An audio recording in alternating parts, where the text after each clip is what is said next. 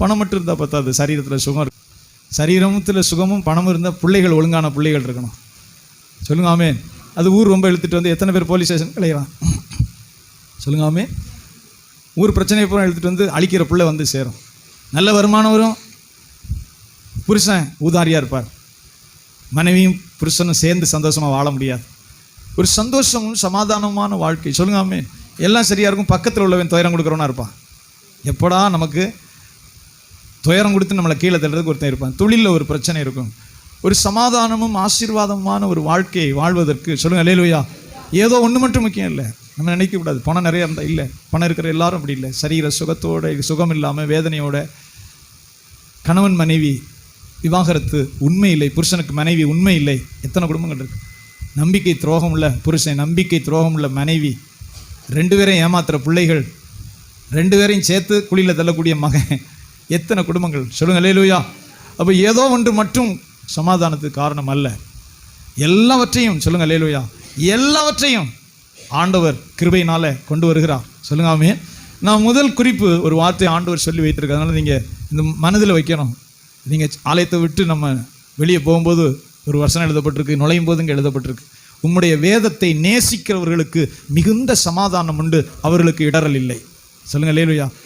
அப்போ பைபிளை சத்தியத்தை மறக்கும் போது தான் மனுஷன் பாவியாக போகிறான், துஷ்டனாக போகிறான், துணிஞ்சு செய்கிறான் காரியத்தை. வர்றது வரட்டுன்னு செய்கிறான், பிறகு அடி வாங்குறான். வர்றது வரட்டுன்னு செய்கிறவன் சக்கையாக புழிஞ்சு தான் வெளியே கொண்டு வருவார். விளையாட்டில் இவன் மனுஷன் என்று அறியும்படி செய்யும்னு பைபிளில் சொல்லப்பட்டிருக்கு. நரன் என்று அறியும்படி. சொல்லுங்க ஆமென். சத்தமாக சொல்லுங்க அல்லேலூயா. ஒன்றுமே இல்லை, பெருசாவெல்லாம் இல்லை. ஒரே ஒரு வாரம் இன்ஜின் ஃபெயிலியர், மோஷன் போகலை, யூரின் போகலைன்னா அவனுக்கு முடிஞ்சிருச்சுன்னு அர்த்தம். இன்ஜின் கிளியராக இருக்கிறதுனால டிப் டாப்பாக சென்டெல்லாம் போட்டு வர. இன்ஜின் லாக் ஆகிடுச்சுன்னா முடியாது. இன்ஜின் லாக்கு ஒரே ஒரு இப்படிலாம் இருந்திருக்கு. ஒரே ஒரு வாரம், 4 நாள் மலைப்போக்கு போகலை, 2 நாள் யூரின் போகலைன்னா மூட்டையை கட்ட வேண்டியது தான். சொல்லுங்க ஆமென். உள்ளே சாப்பிட்றது கிளியராக வெளியே வந்துட்டு இருக்கிறதுனால நம்ம மின்னு இருக்கிறோம். இன்ஜின்லாம் கிளியராக வேலை செஞ்சுக்கிட்டு இருக்கு, உள்ளே இருக்கிற பார்ட்ஸ் எல்லாம். சொல்லுங்க அல்லேலூயா. இது ஒரு பாஸ்டர் ஒரு நாள் சொன்னார், ரொம்ப கட்டாமுடியாக ஒருத்தன் போராடிக்கிட்டு பயங்கர துஷ்டன், அவர் ஊழியத்துக்கு பயங்கர சிரமம், அவர் பாட்டுக்கு ஊழியம் செய்கிறார், அவரை போட்டு பாடாப்படுத்தி கெட்ட வார்த்தை பேசுறது, தள்ளுறது, அடிக்கிற, அப்படி நாக்க துருத்துறது, மல்ல என்னென்னமோ பண்ணிக்கிட்டு, ஆண்டவரே இவனை விட்டு நான் ஒதுங்கி போகிறேன், பாவியரைச்சி கேஸ் வந்தார், நான் பாட்டுக்கு சொல்லிட்டு போகிறேன், வழியக்க வந்து என்னை பாடாப்படுத்துகிறானே. சொல்லுங்க ஆமென். பார்த்தார், ஒன்றும் செய்யலை. இயேசுவின் நாமத்தில் வைத்த கட்டுறேன் ஆண்டவரே, போயிட்டார். சொல்லுங்க ஆமென். அவர் கட்டுனதோட உள்ளே தான் போச்சு, வெளியே வரல. அவர் போட்டது உள்ளே போச்சு. அடுத்த நாள் காலையில் வெளியே வரணும்ல. விளையாட்டை நினைக்கிறீங்களோ? உள்ளே போட்டான், வெளியே வரல. அடுத்த நாள் போட முடியாது, வாய் வழியாக ஏப்பம் வருமே. உள்ளே போட்டான், ஓகே. வெளியே ரிலீஸ் ஆகணும்ல, காலையில் போகல, லாக்கு.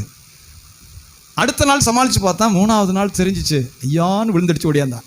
சொல்லுங்க ஆமென். அவர் சொல்லும்போது சில நேரம் நம்ம கட்டணும், அவிழ்க்கணும், இந்த விவரத்தையெல்லாம் ஆண்டவர் சொல்லியிருக்காரு, நமக்கு தெரிய மாட்டேங்குதுன்னு சொன்னார் அவர் பாஸ்ட். கட்ட வேண்டிய நேரத்தில் அவனை கட்டணும்னா அவன் பிடிக்கிப்பான், பிறகு நம்ம அவுத்து விடணும், வேறு வழி இல்லை. கட்டிட்டு அவுத்து ஒரு 3 நாள் கழித்து அவுத்து விட்டோம்னா ஆண்டவர் யாரும் உனக்கு புத்தியில் மண்டையில் வரைக்கும். சொல்லுங்க அல்லேலூயா. கட்டவும் அவிழ்க்கவும் உங்களுக்கு அதிகாரம் கொடுக்குறேன்னு சொன்னார். நமக்கு நம்ம அதை பற்றி அக்கறைப்படலை. கட்டவும் அவிழ்க்கவும் அதிகாரம் கொடுக்குறேன்னு சொன்னார். சொல்லுங்க அல்லேலூயா. தேவனுடைய பரிசுத்த நாமத்துக்கு மகிமை. மனதில் வைங்க, வேதம் சொல்லுகிறது, உம்முடைய வேதத்தை நேசிக்கிறவர்களுக்கு மிகுந்த சமாதானம் உண்டு. சொல்லுங்க ஆமென். அப்படின்னா தயவு செய்து பைபிள் படிங்க. இந்த வருடத்தில் ஒரு வருத்தனை எடுங்க. பைபிள் படிக்காதவன் நிறைய பேர் இருக்கிறீங்க. செல்ஃபோன் பார்ப்பீங்க, அதை பார்ப்பீங்க, நியூஸ் கேட்பீங்க, பாலத்தில் உட்காந்து பேசிக்கிட்டு இருப்பீங்க, நண்பர்களோட பொழுத பார்ப்பீங்க, எல்லாம் உங்களுக்கு இருக்கும். இந்த சத்திய புஸ்தகம் தெரியலைன்னா you will become a blind man. நீங்கள் இருட்டு மனுஷன். இந்த சத்தியம் உங்களுக்கு தெரியலைன்னா இருட்டு மனுஷன், எப்படியோ போவீங்க. நீ உன் தேவனுடைய வேதத்தை மறந்தாய், நான் உன் பிள்ளைகளை மறந்து விடுவேன். சொல்லுங்க ஆமென். நீ உன் தேவனுடைய வேதத்தை மறந்தாய், நான் உன் பிள்ளைகளை மறந்து விடுவேன். அவ்வளோதான். என்னுடைய வேதத்தின் மகத்துவங்களை நான் அவர்களுக்கு எழுதி கொடுத்தேன், அவர்கள் அதை அந்நிய காரியமாக எண்ணினார்கள். சொல்லுங்க ஆமென். என் வேதத்தினுடைய மகத்துவங்களை நான் எழுதி கொடுத்தேன், அவர்கள் அதை அந்நிய காரியம்னா ஸ்ட்ரேஞ்ச் திங்ஸ், இதனால் என்ன பிரயோஜனம்னு நினைத்தார்கள். இந்த பைபிள் வாசித்து இதை தியானம் பண்ணுறதுனால என்ன பிரயோஜனம்னு நினைத்தார்கள். தங்கள் சொந்த வழிகளில் போனார்கள், நான் அவர்களை மறந்து விடுவேன், தள்ளி விடுவேன். ஓசியாட்ட சொல்கிறார், இஸ்ரவேல் மக்கள் கடவுளுடைய வேதம் வேணான்னு இருக்காங்க. அதனால தான் வேதத்தை கேளாதவனுடைய ஜெபம் அருவருப்புன்னு பைபிள் சொல்லுது. Please listen. சொல்லுங்க ஆமென். வேதத்தை கேளாமல் செவியை விளக்குறவனுடைய ஜெபம் ஆண்டவருக்கு அருவருப்பு. சொல்லுங்க ஆமென். அப்போ 2 விதம் இருக்குது. பைபிளில் என்ன தான் இருக்குன்னு பார்க்குற ஒரு ஆசை அறியணும். உம்முடைய வேதத்தின் மகத்துவங்களை நான் கர்த்தர் எழுதி கொடுத்தாருன்னு சொல்லப்பட்டிருக்கு. உம்முடைய வேதத்தில் இருக்கிற ரகசியங்களை பார்க்கும்படி என் கண்களை திறந்தரலும் என்று தாவீது ஜெபிக்கிறான். சொல்லுங்க அல்லேலூயா. பைபிள் படிக்க ஒரு நேரம், ஒரு நோட்டு, கடவுளுடைய வசனங்களை சொல்லுங்க அல்லேலூயா எழுதுங்க. எல்லாரும் கண்ணு தெரிஞ்சு எழுத படிக்க தெரிந்த எல்லாரும் நான் எனக்கு நேரம் இல்லைன்னா அது நீங்கள் தேவனுக்கு செய்கிற துரோகம். நீங்கள் இருட்டை நோக்குறீங்கன்னு அர்த்தம். எந்த பாதையில் நடக்கிறேன்னு உங்களுக்கு தெரியாது. ஏதோ ஒரு பாதையில் போவீங்க, அடி வாங்குவீங்க, நஷ்டப்படுவீங்க. உங்களை ஆண்டவர் எச்சரித்து திருத்த முடியாது. பிளைண்ட் பீப்புள் சொல்லுங்க அல்லேலூயா. ஈஸியாக ஒரு ஏதோ ஒன்று சொல்லி உங்களை வஞ்சிக்க முடியும். ஒரு தப்பான உபதேசத்தை சொல்லி உங்களை உடனே வஞ்சித்து கொண்டு போக முடியும். பைபிள் தெரியாதவருடைய நிலைமை அதுதான். கண்ணு தெரியுது பாஸ்டர், எனக்கு எழுத படிக்கவும் தெரியுது, எனக்கு படிக்க தெரியும்னு சொன்னால் பைபிள் படிக்கணும். சொல்லுங்க ஆமே. குறிக்கணும், எழுதணும். தேவனுடைய வார்த்தைகள் மிக முக்கியமானவைகள். அதனால தான் இந்த 19ஆம் சங்கீதம் அதை சொல்லுகிறது. 7ஆம் வசனத்தில் வாசிக்கிறோம், கர்த்தருடைய வேதம் குறைவற்றதும் ஆத்துமாவை உயிர்ப்பிக்கிறதுமா இருக்கிறது, கர்த்தருடைய சாட்சி சத்தியமும் பேதையை ஞானியாக்குகிறதுமா இருக்கிறது. எத்தனை பேர் கவனிக்கிறீங்க சொல்லுங்க அல்லேலூயா. அவன் நீங்கள் நினைக்கலாம் வேலை வெட்டி இல்லாதவன் ரோட்டில் போகிறவன் பைபிள் படிக்கிறான் போல. இல்லை, பெரிய விஞ்ஞானிகள்லாம் என்னை படித்து கொண்டிருக்கிறார். சார் ஐசக் நியூட்டனுடைய ஹிஸ்ட்ரி ஆராய்ந்து பார்த்தீங்கன்னா இரவும் பகலும் பைபிளை நோண்டிகிட்டே இருக்கிற மனுஷன். 2ஆம் வருகையை பற்றி எழுதியிருக்கிறார் அவர். 2ஆம் வருகை சார் ஐசக் நியூட்டனை டச் பண்ணாமல் நீங்கள் ஸ்பேஸில் எதையும், எந்த ராக்கெட்டும் மண்ணாங்கட்டி தொட முடியாது. ஏரோப்ளைன் சயின்ஸ் எதையும் தொட முடியாது. ஏர் ஸ்பேஸில் உள்ளது எதையும் நீங்கள் டச் பண்ண முடியாது. எல்லாத்தையும் அவர் குறித்து வச்சுட்டு போயிட்டார் சார் ஐசக் நியூட்டன். சொல்லுங்கள் அல்லேலூயா. பெரிய விஞ்ஞானிகள் எல்லாம் கர்த்தரிடத்தில் வைராக்கிய விசுவாசம் உள்ளவர்கள். பாஸ்டரை விட அதிகமாக ஜெபம் பண்ணி வேதத்தை எழுதினவங்க. ஏன்னா இதை தாண்டி போக முடியாது. கடந்த நாள் சொன்னேன், மயக்க மருந்து கண்டுபிடிக்கிறவன் மண்டையை உடைச்சு பைபிளை படித்து தான் மயக்க மருந்தை கண்டுபிடிச்சேன். இரவும் பகலும் வேதத்தை தியானித்து அயர்ந்த நித்திரையை ஆதாமுக்கு உண்டு பண்ணி அவனுடைய விழாவிலுமிருந்து உன்னை உருகித்தான் ஒரு பெண்ணை உண்டாக்கினார். அவன் வாசித்தான் வேதத்தை. அப்போ அயர்ந்த நித்திரை வந்தால் அவனுக்கு வழி தெரியாதுங்கிறத கண்டுபிடிச்சு குளோரோஃபார்மை கண்டுபிடித்தான். ஹிஸ்ட்ரி சொல்லுது குளோரோஃபார்ம் அப்படி தான் கண்டுபிடிச்சார். மயக்க மருந்து நிபுணர்னு எத்தனை பேர் இருக்கான். மயக்க மருந்து ஆழ்ந்த தூக்கம் இருந்தால் அவனுக்கு வலிக்காது, அப்போ எலும்ப உருகினார்னு அவன் பிடிச்சிக்கிட்டான். பைபிளை படிக்காத போது எப்படி வரும் ஞானம்? சொல்லுங்க ஆமென். கர்த்தருடைய வேதத்தை வெறுத்தார்கள், அவர்களுக்கு ஞானம் ஏது அப்படின்னு சொல்றார். கர்த்தருடைய வேதத்தை வெறுத்தார்கள் அவர்களுக்கு, ஆமாம், பிளைண்டு தான். தயவு செய்து கெஞ்சி கேட்குறேன், பைபிள் படிங்க. என்னுடைய தாத்தா சொல்லலாம், நேரம் இல்லை. அவருக்கு பென்ஷன் வரும், வீட்டு வாடகை வரும், கடை வச்சுருந்தார், 3 வருமானம் வரும், லைன் வீடெல்லாம் கட்டி விட்டுருந்தார். ராத்திரி உட்காந்தாருன்னா நோட்டை எடுத்து அவருக்கு கணக்கு பார்க்கணும். கடை வியாபாரம் எவ்வளோ வந்துச்சு, பென்ஷன், அது இது நிறைய வருமானங்களை பூரா நோட்டில் எழுதிட்டு இருப்பார். அப்போ இன்னொரு ஐயா ரட்சிக்கப்பட்டவர் வந்து சொல்லுவார், ஐயா நம்ம ஆண்டவரை தேடணும், ஜெபம் பண்ணணும், ஞானசானம் எடுக்கணும், சர்ச்சுக்கு போகணும், ஆராதனைக்கு போகணும். நம்ம ஆர்சியில் குருடாக இருந்துட்டோம். அவர் இருந்தவர் ஆர்சியில் சும்மா சப்பரத்தையும் சுருவத்தையும் நம்பிக்கிட்டே திரிஞ்சிட்டோம். நம்ம மனம் திரும்பணும், ஞானசானம் எடுக்கணும், பைபிள் படிக்கணும், இயேசுவுக்கு ஊழியம் செய்யணும். அவர் வந்து சொல்லுவார். இவர் கேட்கவே மாட்டார். சொல்லுங்க ஆமென். எப்படி கேட்போம்? கை நிறைய கட்டுக்கட்டாக பணம் இருந்தால் யார் கேட்பா?